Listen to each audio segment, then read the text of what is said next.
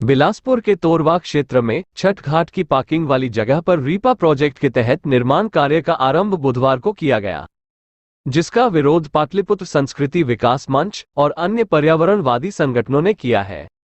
महात्मा Gandhi rural industrial park Chhattisgarh योजना के तहत यहां 5.5 एकड़ क्षेत्रफल में लघु एवं कुटीर उद्योग के लिए शेड, पार्किंग, रोड, नाली आदि का निर्माण किया जाएगा, जहां 750 महिलाओं को विभिन्न रोजगार मूलक प्रशिक्षण दिए जाएंगे ताकि उन्हें स्वावलंबी बनाया जा सके। इसके लिए तोरवा पुल के नीचे छठ घाट की एक ओर की जमीन चिन्हित की गई है। इस जमीन का इस्तेमाल अब तक छठ पूजा के अवसर पर पार्किंग के लिए किया जाता था। यहीं पर पाटलिपुत्र संस्कृति विकास मंच द्वारा वृक्षारोपण भी किया गया है। साथ ही 27 लाख रुपए खर्च कर जमीन का समतलीकरण किया गया था। जैसे ही पाटलिपुत्र संस्कृति विकास मंच के पदाधिकारियों को जानकारी मिली कि उनके पार्किंग स्थल पर करीब 5.5 एकड़ क्षेत्रफल में शेड का निर्माण किया जा रहा है, तो वे मौके पर पहुंच गए और इस निर्माण का विरोध करने लगे। पाटलिपुत्र संस्कृति विकास मंच के अध्यक्ष डॉक्टर धर्मेंद्र दास और अन्य पदाधिकारियों ने बताया कि यह जमीन बिल्कुल नदी तट से लगी हुई ग्रीन बेल्ट की जमीन है, जबकि नियमानुसार ग्रीन बेल्ट की जमीन पर 300 मीटर तक कोई निर्माण कार्य नहीं हो सकता। पूर्व में भी समिति द्वारा इस जगह पर सुलभ शौचालय निर्माण का प्रयास किया गया था, लेकिन जनोपयोगी यह प्रोजेक्ट इसी नियम के तहत खारिज कर दिया गया और कलेक्टर द्वारा यहां बाकायदा बोर्ड लगाकर यह आदेश दिया गया कि इस स्थान पर कोई भी निर्माण कार्य गैर कानूनी है। इसी क्षेत्र में छोटे बड़े झाड़ी पेड़ के जंगल भी हैं। शेड निर्माण के लिए बड़ी संख्या में पेड़ों को भी काटना पड़ेगा, जिसका भी पर्यावरण हितैषी विरोध कर रहे हैं। विरोध दर्ज कराने वाले लोगों ने विकल्प सुझाते हुए कहा कि नदी तट की भूमि का इस्तेमाल छठ पूजा और अन्य अवसर पर शहर के लोग करते हैं, इसलिए इस जमीन के स्थान पर पास में ही उपलब्ध सरकारी रिक्त भूमि पर इस योजना के तहत निर्माण कराया जाए। स्मार्ट सिटी के अंतर्गत और हाउसिंग बोर्ड की तरफ से कुछ निर्माण कार्य हो रहा है। इसके पूर्व में भी हमें यहाँ पीछे आप देख रहे होंगे, वहाँ पर सुलभ शौचालय का समाज की तरफ से वो हम लोग प्रयास करके यहाँ पर सुलभ शौचालय लेके आए थे। 22-25 लाख रुपए का था वो शासन की तरफ से। वो भी हम लोगों को रोक लगा दिया गया, ये बोल के कि यहाँ पर छोटे बड़े झाड़ के जंगल है और यहाँ पर निर्माण कार्य नहीं करना है।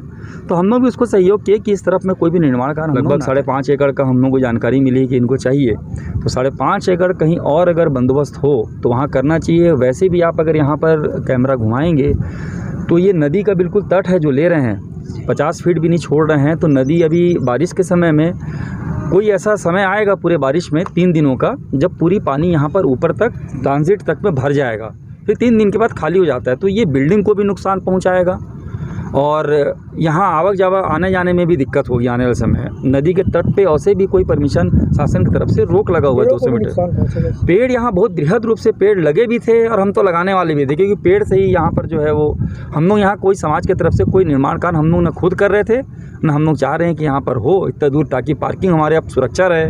हम लोग कम से कम छठ पूजा में श्रद्धालु जो आते हैं वो पार्किंग कर सकें। और पार्किंग हम नहीं चाह रहे हैं कि ये सादा रहे, हम इसमें बृहद वृक्षारोपण कर दें। वृक्षारोपण से पार्किंग को कोई भी मतलब उसमें शासन से क्या चाह रहे हैं? हम लोग ये अनुरोध करेंगे शासन से कि कम से कम नदी के तट पे इतने पास से लगे बनाने में आम जनता को भी और शासन का पैसा भी बर्बाद होगा वो भवन में या जो भी चीज़ बनाएंगे।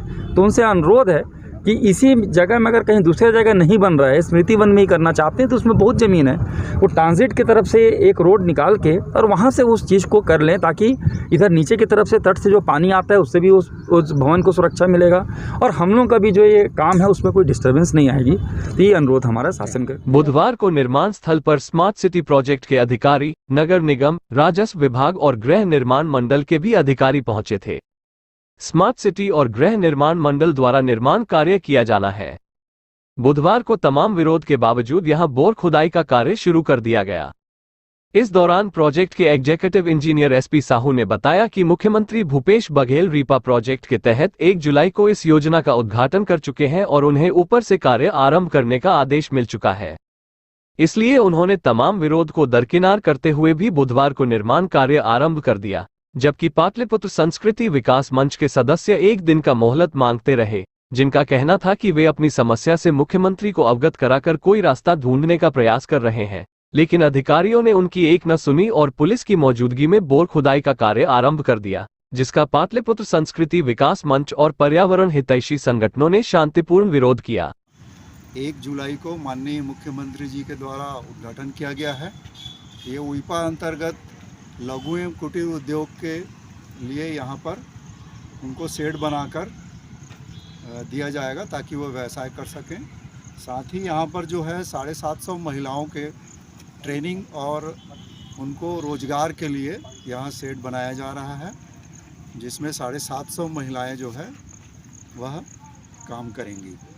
इसके लिए कितनी ज़मीन की आवश्यकता पड़ेगी? इसके लिए टोटल प्रोजेक्ट हमारा जो है 5.5 एकड़ का बना हुआ है और उसमें शेड भी है, ओपन एरिया भी है, पार्किंग भी है, रोड भी है, बिजली भी है, नाली, पानी। नदी में उफान के वक्त यह स्थान डूबान क्षेत्र में तब्दील हो जाता है। नदी से मात्र 50 फीट की दूरी पर ही नियम विरुद्ध निर्माण किया जा रहा है। इससे सांस्कृतिक और धार्मिक गतिविधियां प्रभावित तो होगी ही, साथ ही पर्यावरण को भी बड़ा नुकसान पहुंचेगा। जबकि आसपास विकल्प मौजूद है, लेकिन प्रोजेक्ट के अधिकारी अपनी जिद पर अड़े हुए हैं। पाटलिपुत्र संस्कृति विकास मंच ने इस मामले में कलेक्टर से लेकर मुख्यमंत्री तक गुहार लगाने की बात कही है, ताकि पर्यावरण और धार्मिक गतिविधियों के स्थान को बचाया जा सके। उन्होंने शहरवासियों से भी आग्रह किया है कि वे भी इस विरोध का हिस्सा बने, क्योंकि इस स्थान का उपयोग आम लोगों द्वारा ही किया जाता है और यह जन कल्याण का विषय है। S Bharat news, Bilaspur.